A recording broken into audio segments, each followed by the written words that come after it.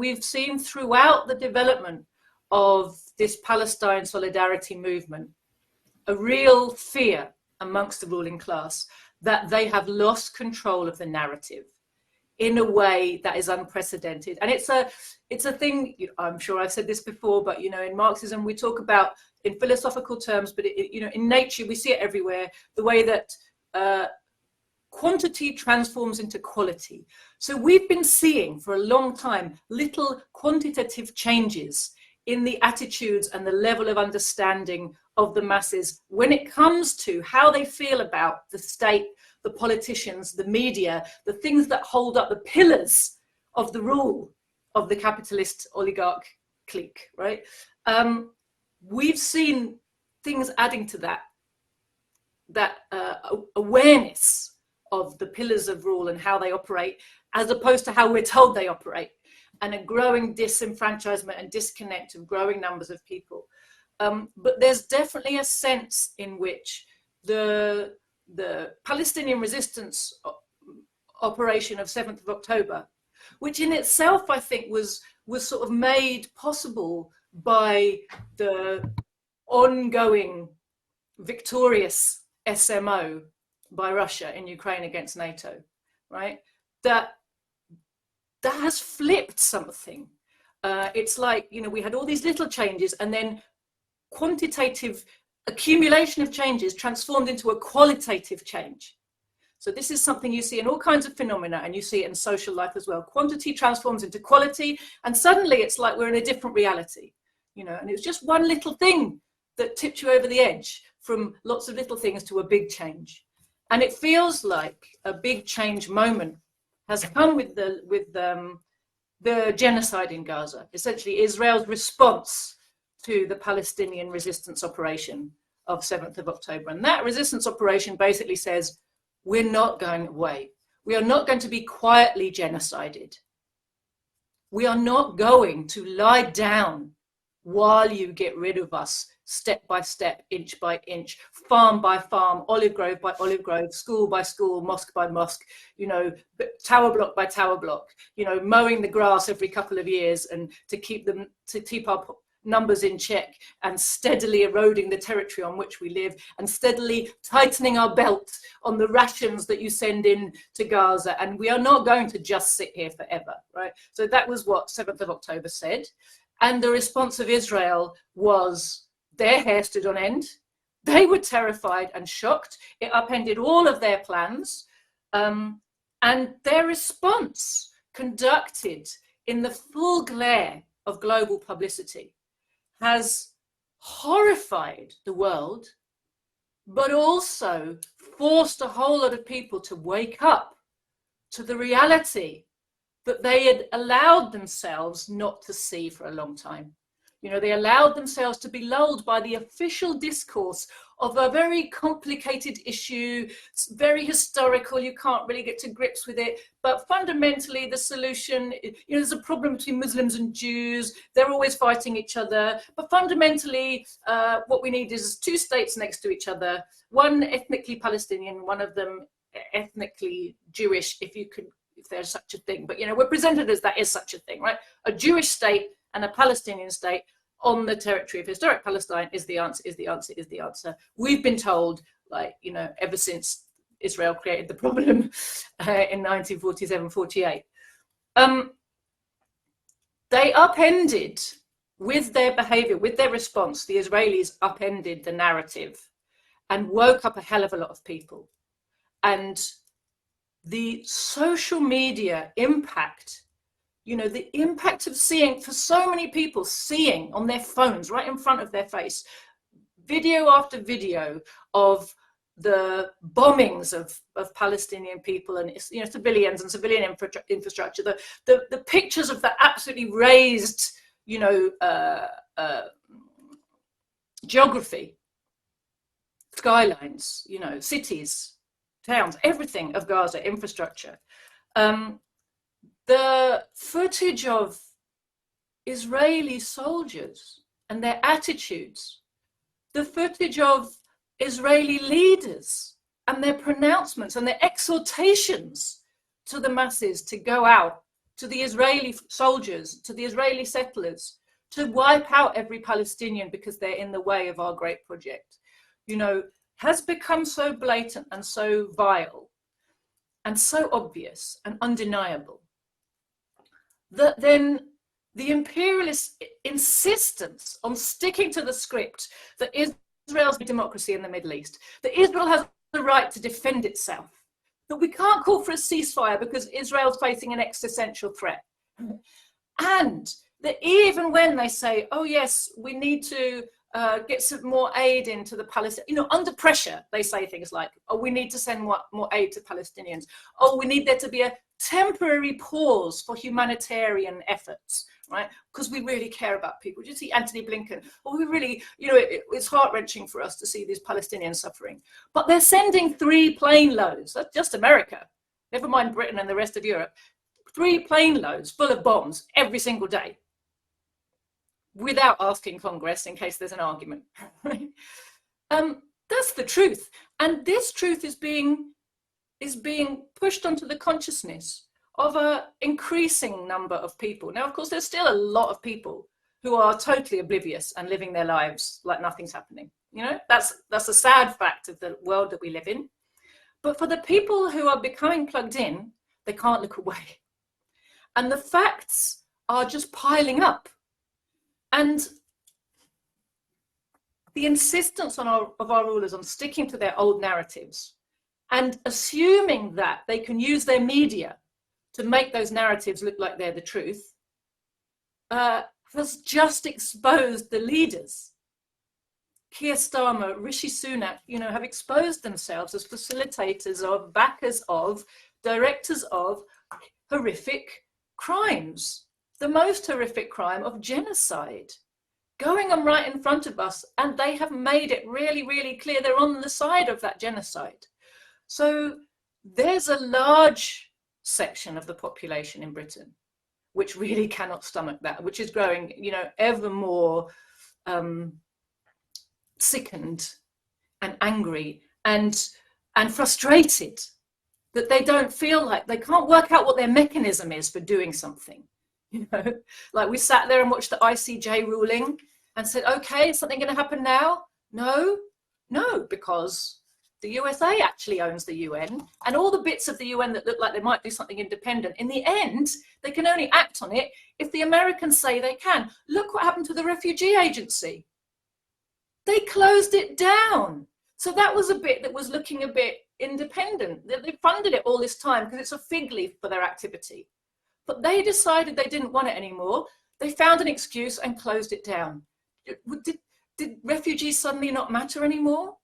Like, and they, you know, the excuse was so spurious, wasn't it? But, you know, so we see that all these official mechanisms, like we talked about last time about the rules and who are they really for? You know, these officially, the UN has all these mechanisms for upholding the international system and solving problems between nations.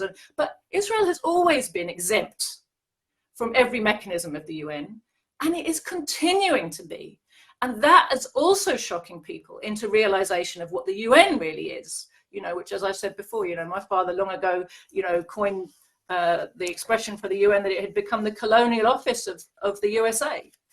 And that is what we see. It does PR to make it look like it's for, you know, to uphold the balance of power and good relations between nations, no matter what their size, and all these kind of myths. But the reality is, you know, with the decline in power and influence of the Soviet Union, it's totally controlled by the USA to all effective means. Anything that meaningfully can be done with the UN has to have the blessing of the USA, or it can't carry on.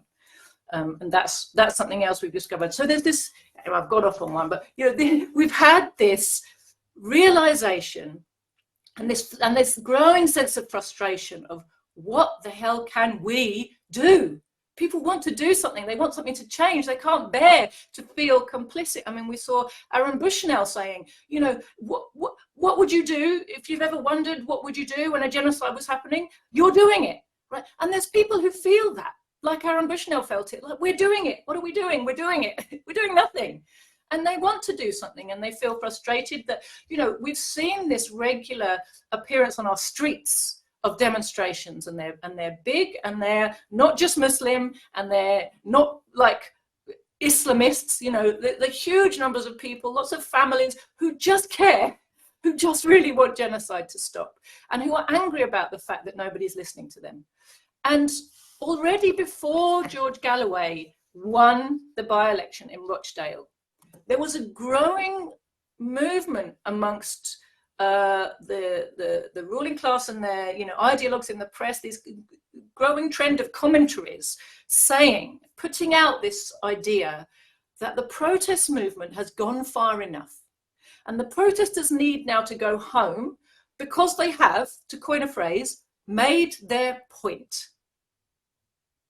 So what we're being told by this is democracy is you're allowed to say something. You're not allowed to influence an outcome. I mean, we saw our parliamentarians refusing to vote on a motion for a ceasefire because in that motion, it said, what did it say? It said something about Israel having some culpability. And Labour couldn't sign up to that. And so they tore up the rules and precedents of Parliament in order to replace the motion that was supposed to be voted on with one that Labour felt happy to vote for, i.e. which says nothing. And then they duly voted for it. And, Parliament went into a meltdown because the rules had been thrown out. And obviously the opponents of Labour, felt they had to make a fuss. But fundamentally, they're all basically happy with that because, they're coming under pressure from their constituents. People who are angry are writing to their MPs and saying, this is not okay. So people in Parliament are feeling that pressure. And then now they can all say, oh, well, we voted for the ceasefire motion. And, if they're Labour, they'll say, well, we want a ceasefire. And if they're the others, they'll say, well, we would have voted for the other one, Labour. It was Labour's fault, and everybody can blame everybody else. But the fact is that, they're all, in bed with the system. And British imperialism demands loyalty to Israel. If you want to be in the government, you must be loyal to the Zionist project. And we'll come back to this whole tail wags the dog thing, so remind me later. I don't want to go off on that now. But so we have a whole Parliament that's really subservient to this agenda. And I think the opportunity that was presented to people by the Rochdale by-election and by George Galloway in particular standing there, it's not just that there's a strong anti-war contingent population there, many of them Muslim, but I'm sure not all. It's not just that the genocide is happening right now and people are angry and frustrated and feel that they've got no way to express that. It's also that George is somebody who has done this before. George twice won by-elections on an anti-war ticket. George is one of probably the only well-known national politician in Britain who has consistently actively opposed the wars of British imperialism to the extent of he got kicked out of the Labour Party for having done so in the time of the Iraq War. So he's been well known as somebody who's acted on behalf of Palestine, opposed the wars. And so when he turns up in Rochdale in this moment, now, because of what's happening in Gaza, there are Muslim Labour Party MPs and councillors also coming under lots of pressure, and this is creating another little section of turmoil in the Labour Party, because this is part of what happened in Rochdale. The Labour Party candidate had been disciplined and deselected by the Labour Party because he said something about October the 7th, which they didn't like. I think he said a kind of conspiracy thing, which was Israel let it happen so they could have an excuse for carrying out their genocide.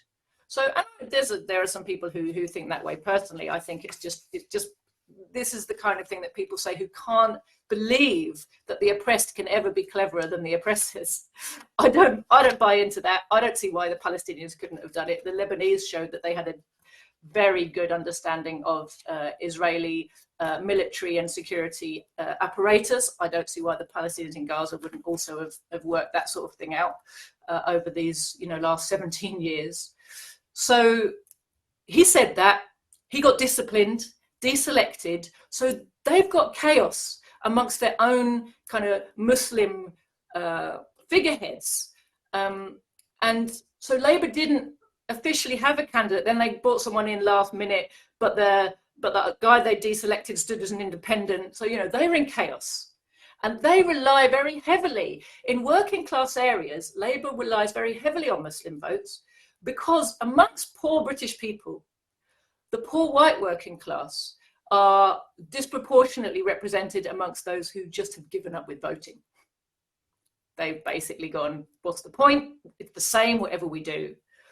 You're more likely to find amongst poor Muslim communities that they're still voting, despite the fact of continual betrayals. They're still sort of feeling that there's some reason they should hope and believe in the lies of the various candidates, including Muslim Labour candidates who stand and tell them that if you elect me, things are going to be better. Of course, they're not. They're going to be the same. Because Muslim, Christian, white, brown, if you stand for one of the main parties, you're standing for British imperialism.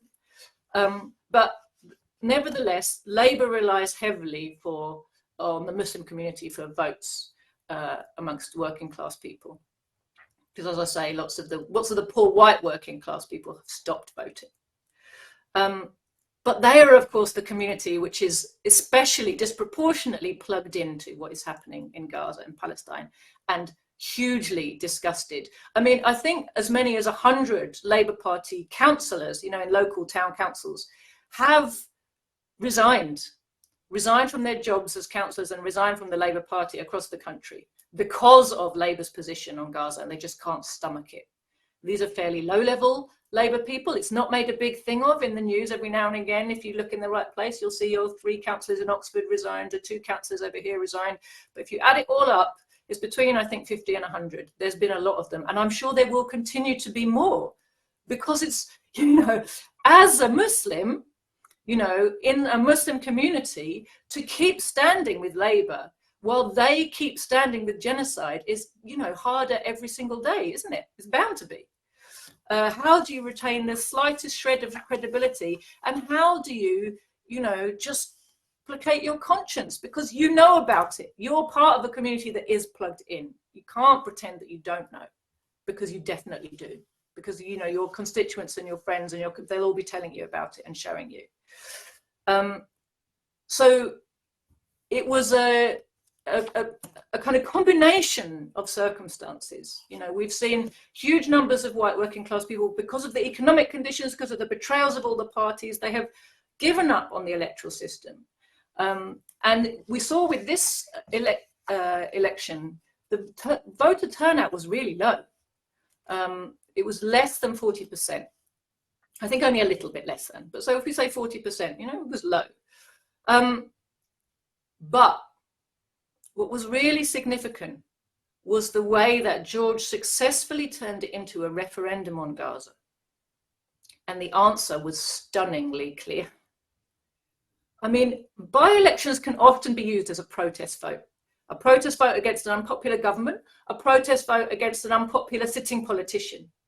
But what was really interesting here was both the unpopular government, that's the Tories, and the unpopular locals, the Labour Party, got trounced.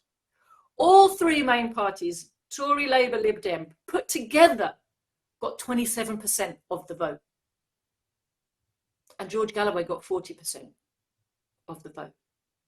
And the runner-up to George Galloway was a local guy who has never done anything political in his life, and decided that they needed a local candidate, like just when they announced the election, went, I think I should have a go. And he got the next number of votes after George. And he was running on a ticket that was just talking about local services.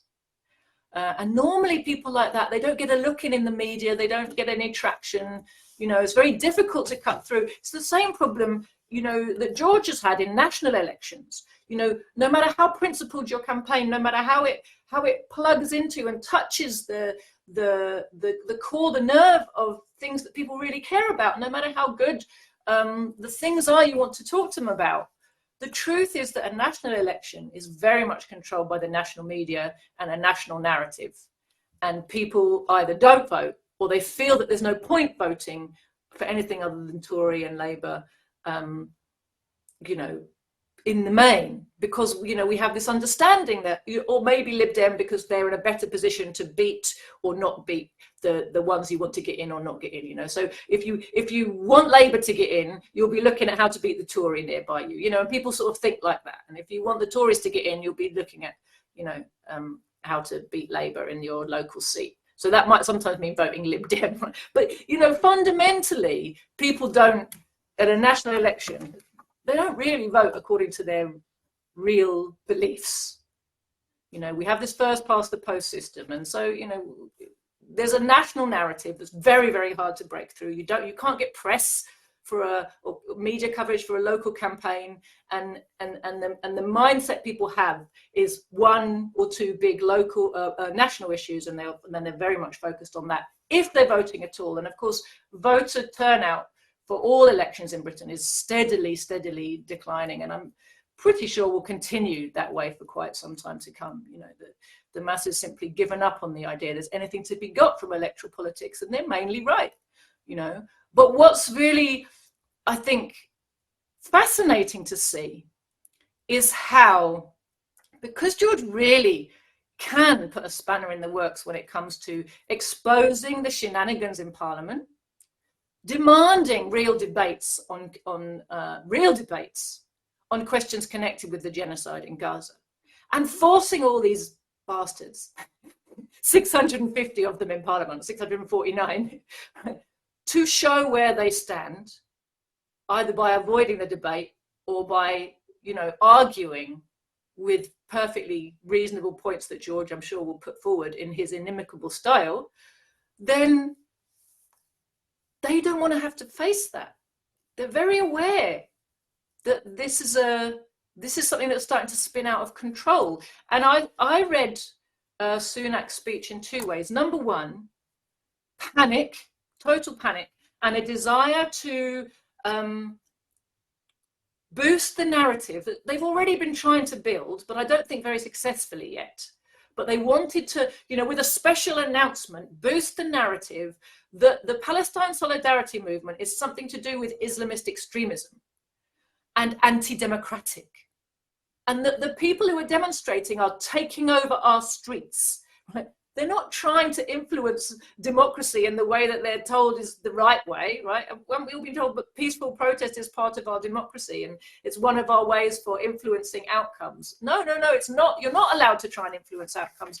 They're actually trying to build a narrative now that says MPs are under attack. MPs are painting themselves, our politicians are painting themselves, get this, for obscene hypocrisy. They're painting themselves as victims. They're saying, this is terrible. We're just trying to do our job here, and these people are threatening us and making us feel unsafe. How awful. So rather than listening to the substance of why it is lots of their constituents are angry, you are facilitating genocide. There are real victims in Gaza every day. I mean, something like 135 children every single day have died in Gaza since Israel started its campaign. That's just the children, just little kids, right? 135 every single day. More than 30,000, probably 35,000 by now, and particularly if you include the people who are lost under the rubble, killed overall.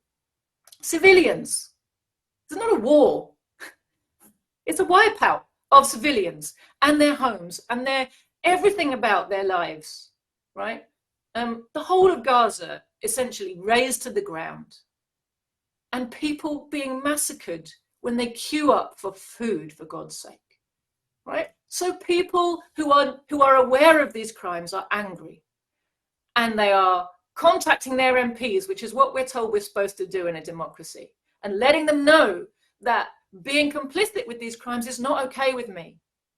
And now the politicians, because they can't deal with these conversations are turning around and saying, the atmosphere is getting too heated. These extremists are threatening our safety. We are the victims. We politicians who send the bombs to Israel every day and give democratic cover for this operation.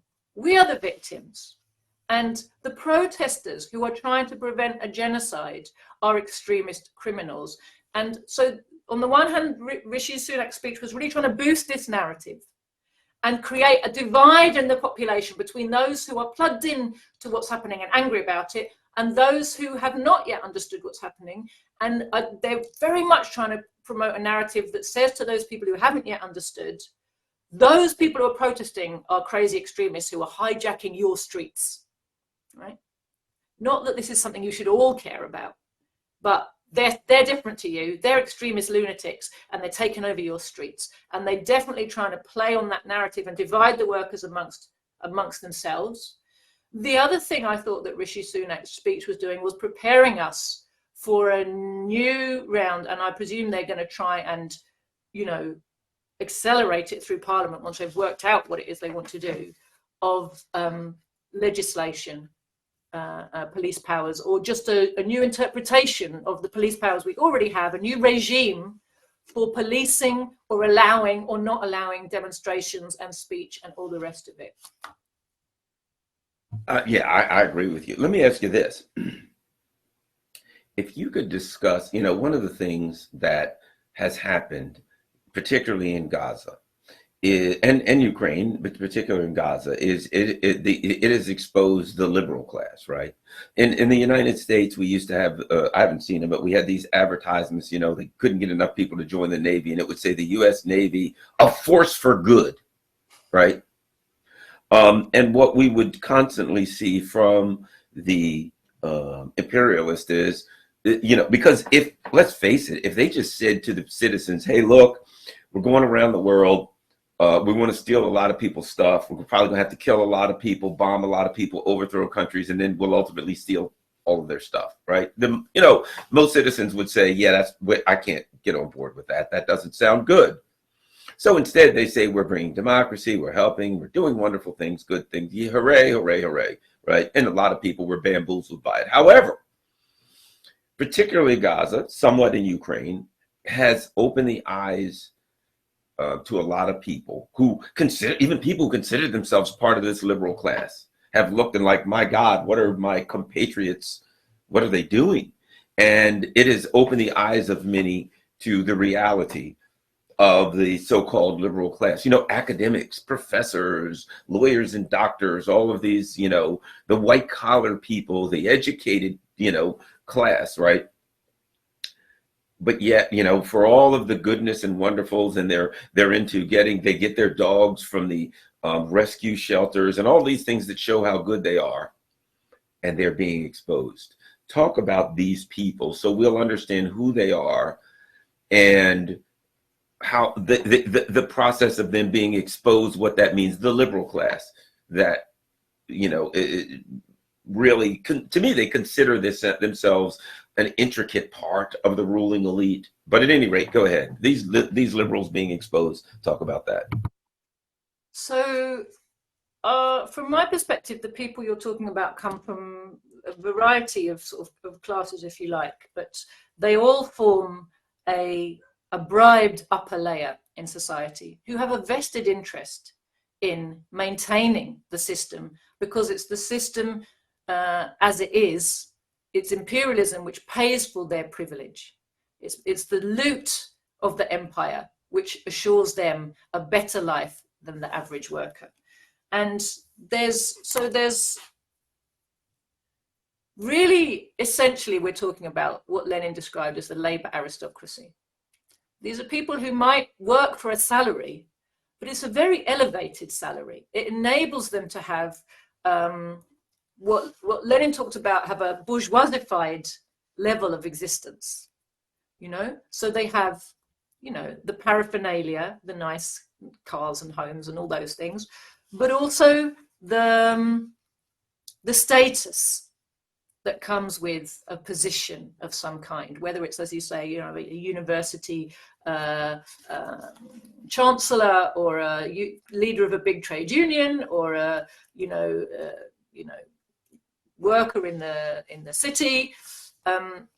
These people form a network of support for the system, and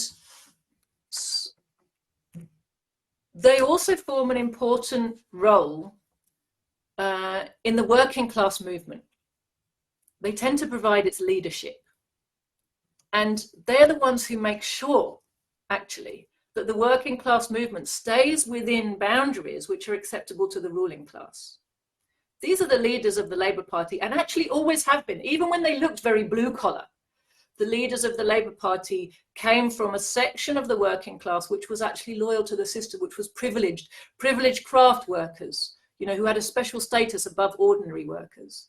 And didn't want to fall into the mass. And their special status came from the super profits of imperialism, And so imperialism has created this mechanism and kept it going for, more than 100 years, whereby, because it loots wealth from so much of the world, it spends a portion of that wealth on keeping a section of the population well bribed, comfortable, and loyal.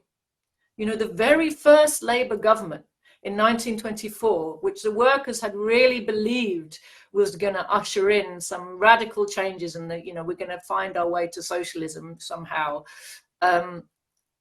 Ramsay MacDonald was the prime minister of that government. And he said that his aim was to show that the Labour Party was a loyal force for the crown and that the empire would be safe in its hands. Literally his words, safe in our hands, the empire. So you see, nothing has really changed, because what is Keir Starmer showing? What has he been showing? So that when he is so subservient towards the Zionist lobby, as it seems, when he is so absolutely servile towards the needs of Israel, actually what he's doing is telling the imperialists, we are loyal to you. Your interests come first. Because Israel, Zionism, it's an imperialist project. It's there because the imperialists need it to be there. And support for Israel is absolutely unquestionable, precisely because the ruling class, the British and American ruling classes, need Israel to keep control of the Middle East. And so if you want to be allowed to anywhere near high office in Britain or the USA, you better be a Zionist. And that is what Keir Starmer has been showing us, just like Ramsay MacDonald was showing us in 1924.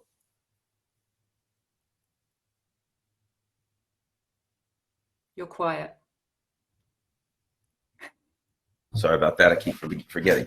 Every now and then, that's the problem with muting yourself. Every now and then you forget. Now, there's another group of people. So in the U.S., we have this group. There's Bernie Sanders. There's AOC, but Bernie is the leadership who uses, some of the terms of socialism of the left. We need a revolutionary change, blah, blah, blah. And he's so angry. Look at this guy's book.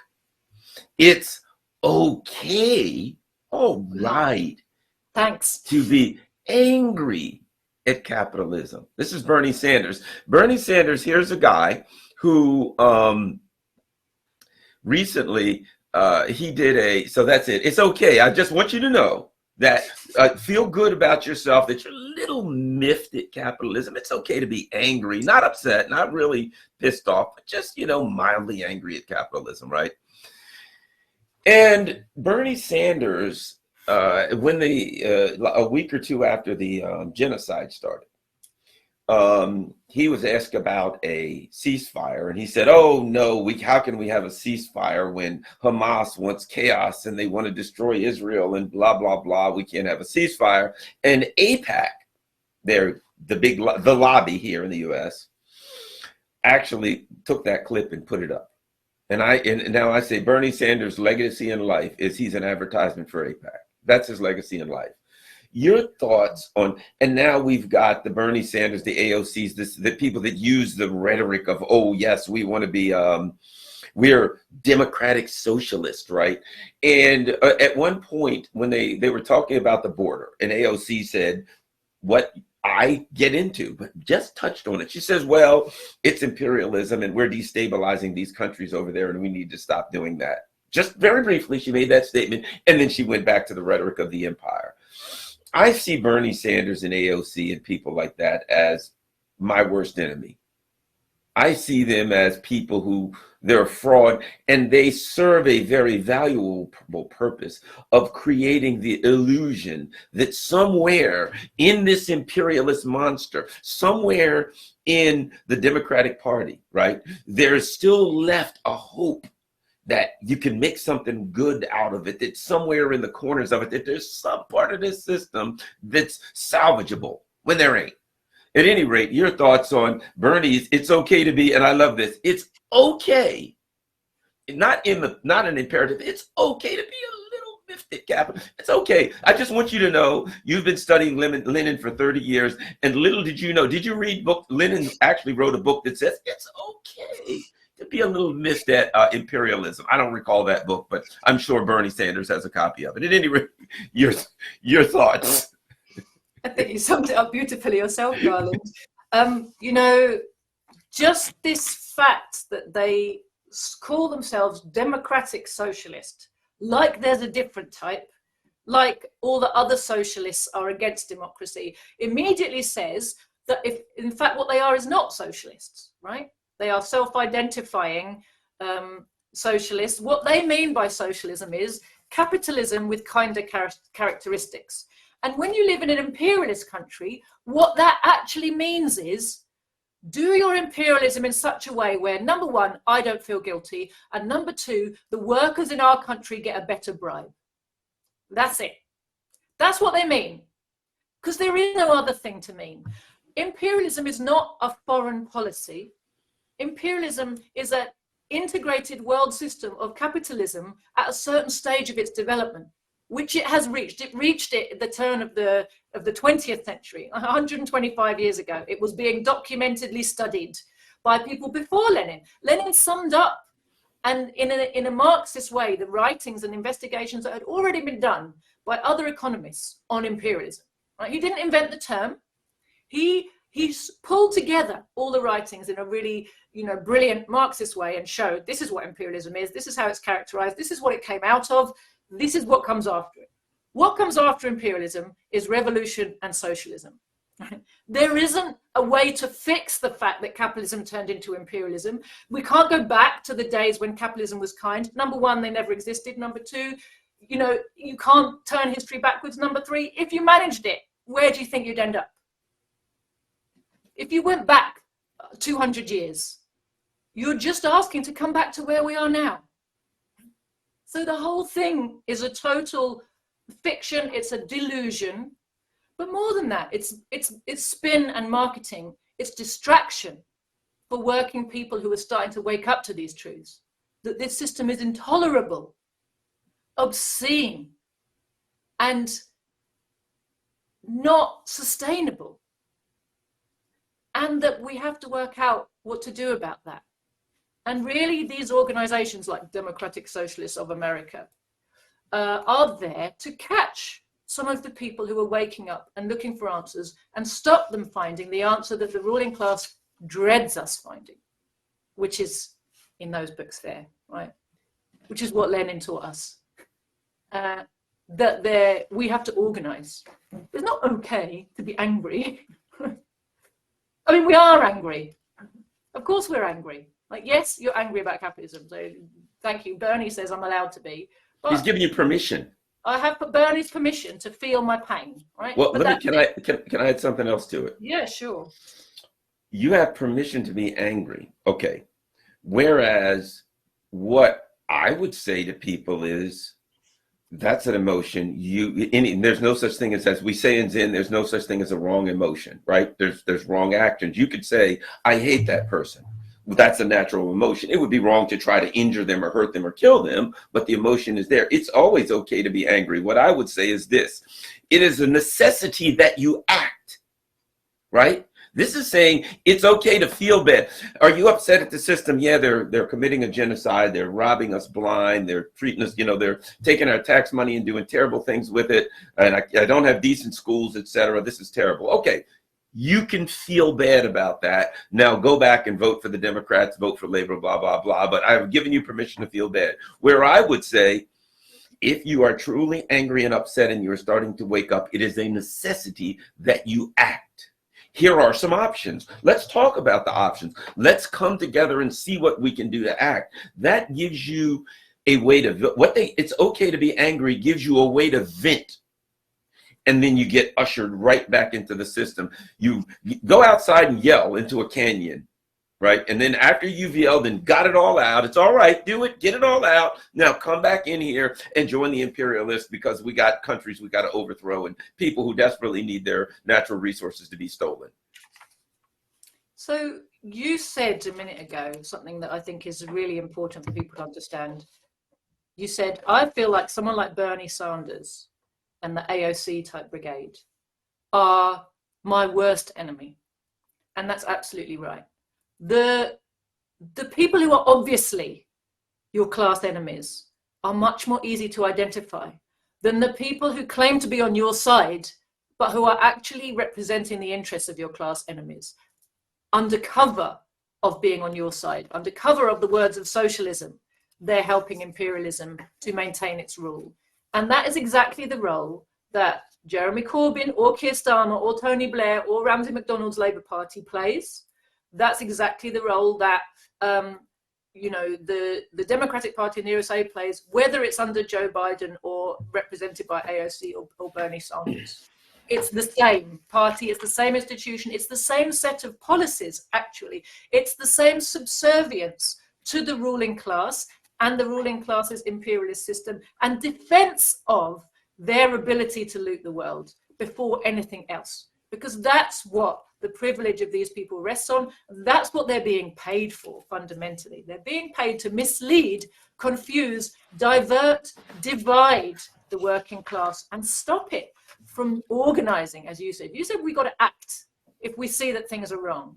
We not just be angry, but act. You're absolutely right. The lessons we get from Lenin are not just theory about understanding our enemy, but the lessons of how the working class creates unity and organization. Unity of action through organization is our secret power. But first you have to be organized. You can't have unity of action if you're not organized. And one of the ways we can see that the ruling class has understood this danger to them much better than the workers have understood, because they've been, divided in so many ways, and they've been saturated with such false consciousness and such so much individualism and such a sense of isolation and a breakdown in the mentality of class.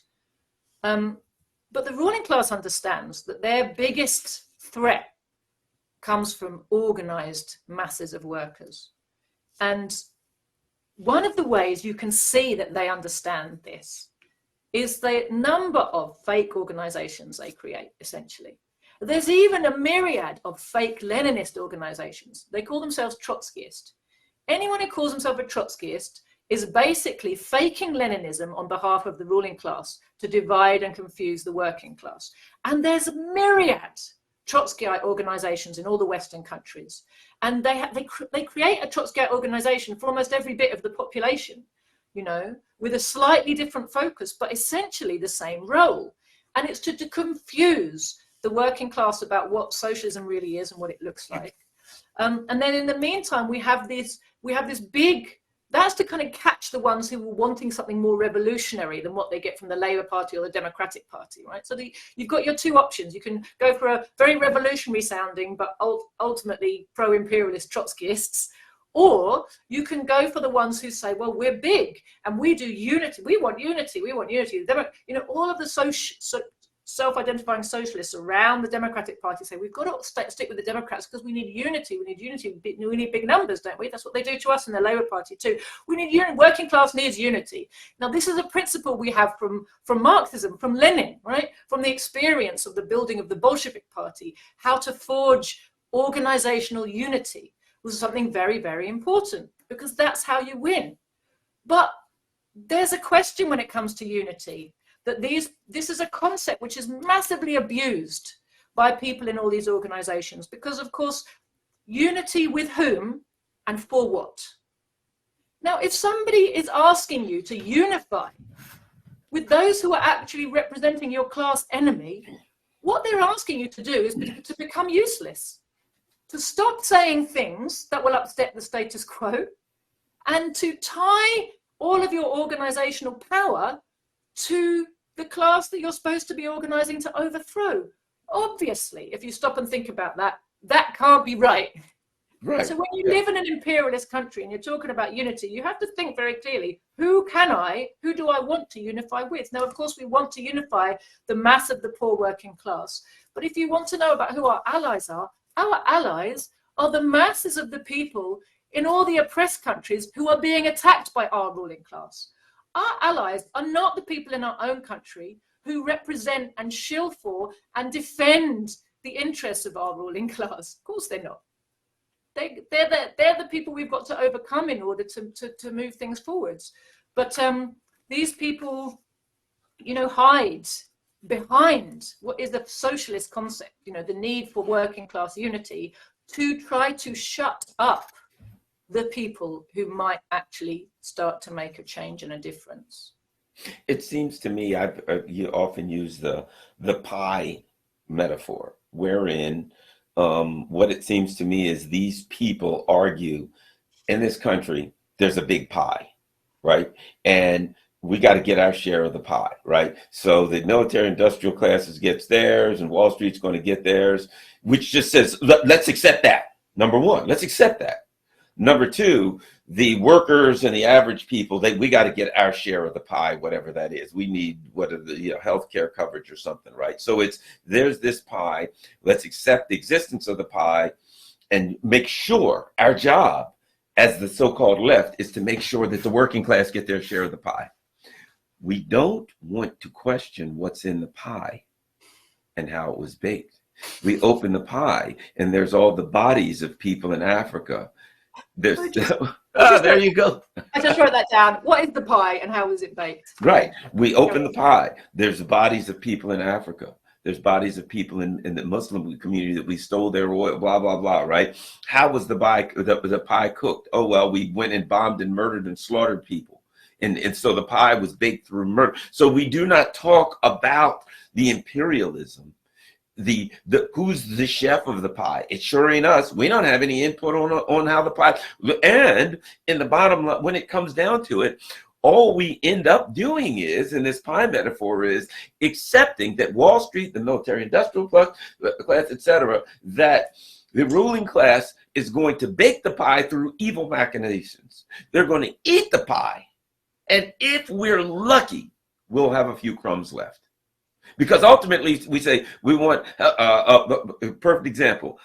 Why is it that in the U.S., why is it that the government has mandated that when the government buys medications from these companies in America, literally, the U.S. government is forbidden from bargaining the lowest price they can get from big pharma? They just got to pay whatever they ask, right? So the Bernie Sanders and the people went, oh, this is unreal. So out of all of the many tens of thousands of medications that they buy, the Democrats said, we're on top of this.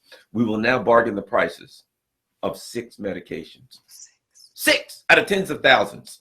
And then Bernie and the people were like, see, they're now bargaining, blah, blah, blah, blah. So it's when they finish the pie, if there is a crumb left, we'll let you look at it. You're not really even going to get to eat the crumb, but you'll get to look at the crumb. You can smell it. You can see how delicious it was. You can maybe ask the ruling class, was it yummy? And they can say, yeah, you still ain't getting none of the pie. But you can't have a discussion. Those of us who come and say, can we have a discussion about the pie, the history of the pie, what's in it, how? No, accept the pie. And in the end, you can look at the crumbs. You ain't even getting any of those. And that's kind of their job. I think I went a little too far with the pie metaphor, but I think I made my point, Jodi. I love your pie metaphor. And you're absolutely right. You know, essentially, it's a very, oh God, sorry. My brain is losing all the important words today. It's a very static, immutable way of looking at the world. But of course, the world, history, like, you know, it's natural for people who were born into a world to look at it and go, this is just what the world is like. Because I wasn't alive before it was different than this, right? But one of the great things about education and knowledge is you can find out that, in fact, everything is always changing. And the world is in a process and society is in a process of development. And things are not static, things change. So as soon as you understand, oh, things change, then really important questions are, how did we get to where we are and where are we going? Right? And it's not just this is how it is, this is reality, and it's like fixed for all time. You know, like the sort of biblical I can't think of the bloody words. There's a word in philosophy for things that don't move, but I've forgotten it. Anyway, this idea where you know, things just, they are how they are, and you know, this is tables came into the world like this. Nobody invented tables, you know, they've always existed, and this is what table is like, and God made everything in 6 days and he put it down, and it's basically been the same ever since. And anything, you know, they used to genuinely have these questions 200 years ago when they found fossils in the cliffs and say, well, God just put those there. Yeah, and I've heard that Satan, also heard that the devil put those there to fool us, to make us believe that there was dinosaurs once, you know. Yeah, right. So there's this very static view of how things are, and then there's what science has taught us, right, which is that things are in development, in motion, that there's a history to the planet, to the universe, to human civilization, to everything. And when we want to understand society, we have to understand its development.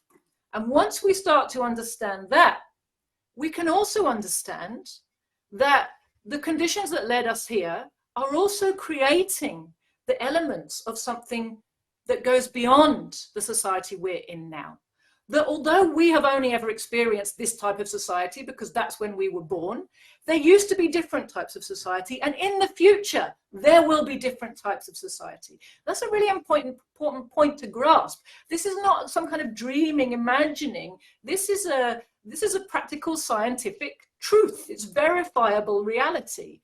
And once you understand that and you study, you start to realize, okay, so there's a lot of things that don't work about how society is now. Why are they not working? Oh, it turns out that one of the reasons so many things don't work is because capitalism has really, in fact, quite a long time ago now, in terms of human lifetimes, in terms of history, you could say, well, it's not that long, but in terms of human lifetimes, it's forever, right? Capitalism really reached an end point once it hit monopoly capitalism and conquered the whole globe, because now there's no way to expand out of your crises.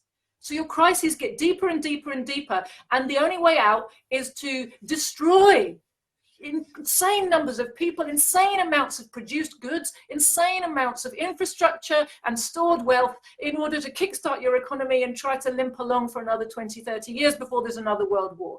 You know, this is what capitalism has brought us to.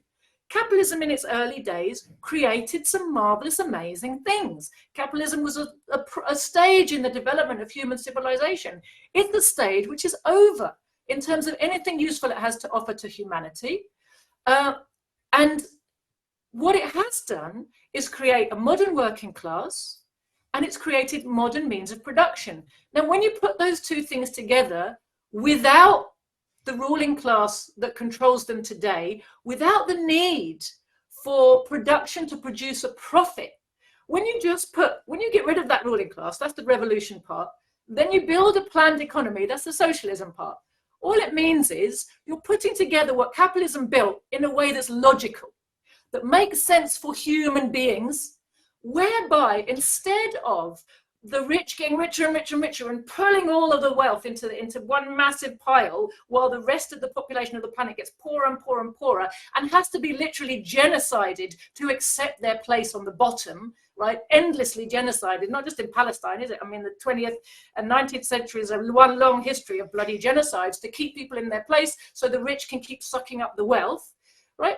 When we don't have that imperative to produce capital, for means of production to function as capital that is just making wealth piles get bigger, when we have means of production which are simply means of production, ways to make stuff, and people who need stuff, and we can put those things together and say, well, we've got workers, and we've got raw materials, we've got the land, we've got the sky, we've got the seas, we've got these factories, we've got all this technology. We can put together the people and the things that they need and the labor they're able to carry out, and all of these machines and all of these things, and we can produce what we need. We can decide what we need to produce and produce it and distribute it to one another so that we've got all we need. And on that basis, without the need for profit, harnessing the labor power of everybody, which capitalism can't do. Capitalism keeps a huge number of people unemployed because it can't use them to make a profit out of. And because actually it's necessary condition of capitalist production to have unemployed people, because it keeps the price of wages down. And that's the necessary condition of making a good profit, right? So on every front, the capitalist system is anti-human, and inequality is baked into it, not just like, oh, that guy next door to me has got a bigger house, but like 5 people in the world have as much wealth as 3.5 billion put together. That type of inequality, and it's only getting more so. I think you're, I think you're 100% on.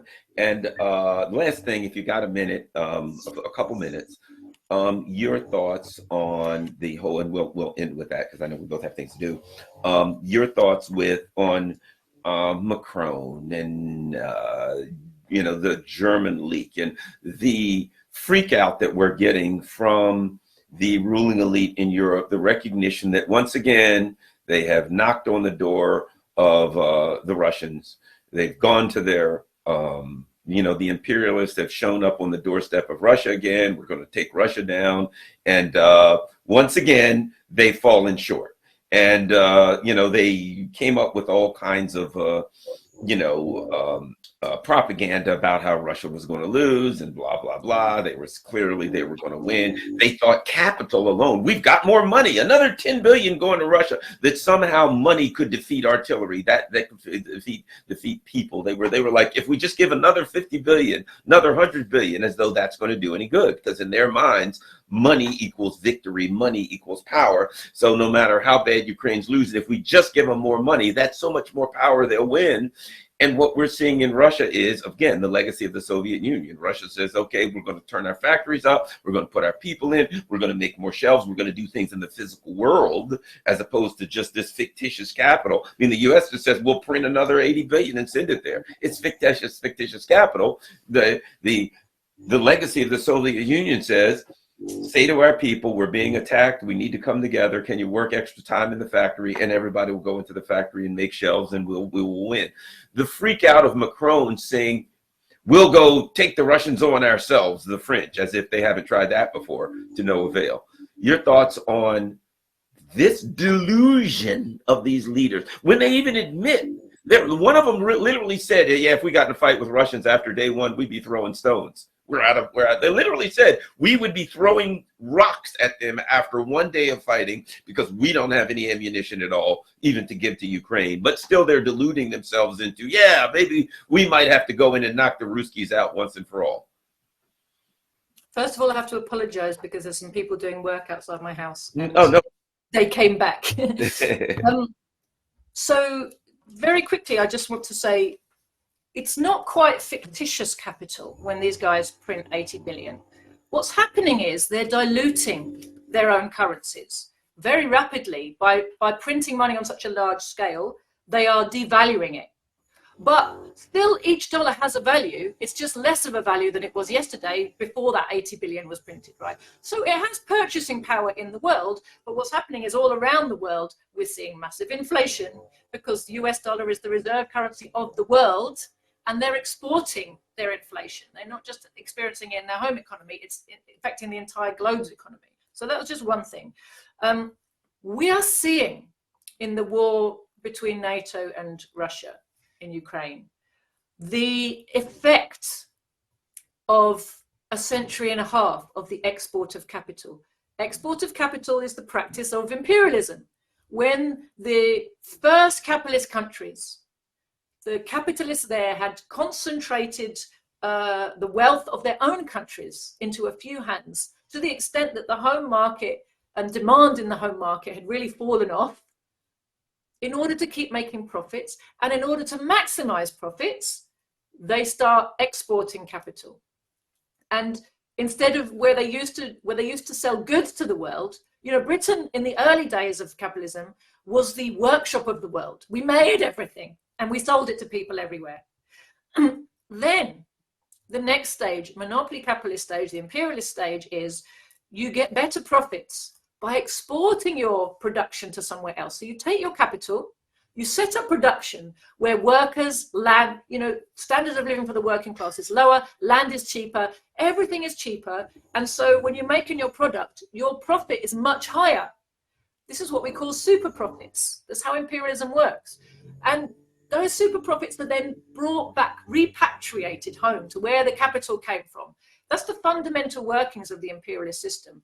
But the thing is, 120, 30, 40, 50 years of that process, what we're seeing is the total hollowing out now of the home economies and the weakness that leaves at the heart of the system, whereby things they rely on to go to war, and war is so intrinsic to their system, they are getting from elsewhere. And that all relies on their ability to dominate everybody and command everybody to do as they're told. That works fine if you're the only player in town, if there's no power big enough to stand up for you. The problem is that since 1917, there have been powers capable of standing up to imperialism. And the USA thought that those days were over when the Soviet Union collapsed in 1991.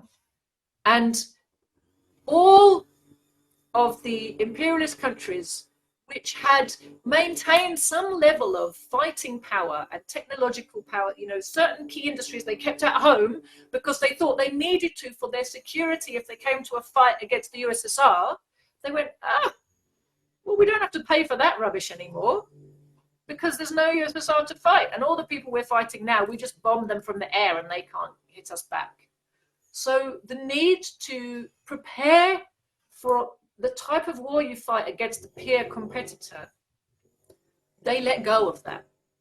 And they have allowed the massive acceleration of the outsourcing of all industry. Now, this was a process, like I said, it's a long ongoing process. It didn't just start in 1991, but it's definitely been accelerating, you know, as the crisis of the global capitalist system reset in after World War II in the late 60s, early 70s, actually.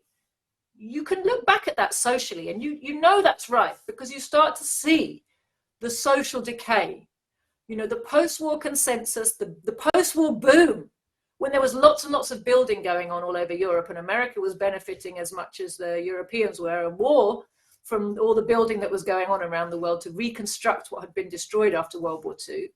The Americans were in every bit of that in Europe, weren't they? And of course, they had been sending munitions to the world during World War II. And then afterwards, they turned their munitions factories into fertilizer factories. And we got our green revolution in Europe, right? And all over the world, in fact, which is everybody must now farm on this model and take nitrates from the USA.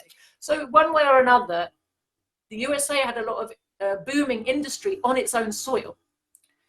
But this process of, you know, outsourcing everything in the name of keeping profits up because you get more profit from doing your production abroad. It only works when none of the countries you're doing your activities in are sovereign. When they don't start standing up for themselves and saying, well, you know, the resources you're using over here, actually they belong to us and we might decide how we're going to use them, you know. And when no other country can come along and offer those countries you're trampling all over better terms for doing trade. actually doing trade as opposed to just being ripped off. And of course, the rise of China and the rehabilitation, if you like, of Russia have shifted all of that massively. And so increasingly countries are finding that there's an alternative to just being on their knees under the heel of the US empire. And the ability of Russia and China to stand up for themselves, we've talked about this before, is totally rooted in the fact of their socialist revolutions. You know, the achievements of the planned economy refused to die. You know, a long time after the planned economy was abolished in Russia. First, it was sort of gradually being undermined for several decades during Soviet times, and then it was totally abolished, and they got shock therapy in Russia.